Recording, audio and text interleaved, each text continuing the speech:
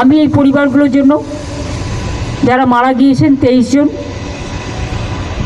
18 জন দার্জিলিং, মিরিক, কালিম্পং।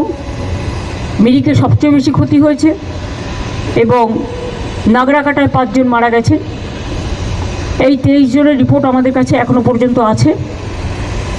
তাদের প্রত্যেক পরিবারকে আমরা 5 লাখ টাকা করে, যদিও আমি জানি জীবনের বিকল্প কখনো টাকা হয় না, কিন্তু যে চলে যায় তার পরিবার তো রয়ে যায়।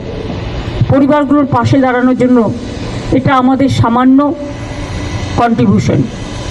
কন্ট্রিবিউশনও বলবো না, সামাজিক কর্তব্য। 5 লক্ষ টাকা করে কম্পেনসেশন দেওয়া হবে এবং প্রতি পরিবারের একজনকে স্পেশাল হোমগার্ডের চাকরিও দেওয়া হবে, যাতে পরিবারগুলো নিজের পায়ে দাঁড়াতে পারে, কারো মুখোপেক্ষী হয়ে থাকতে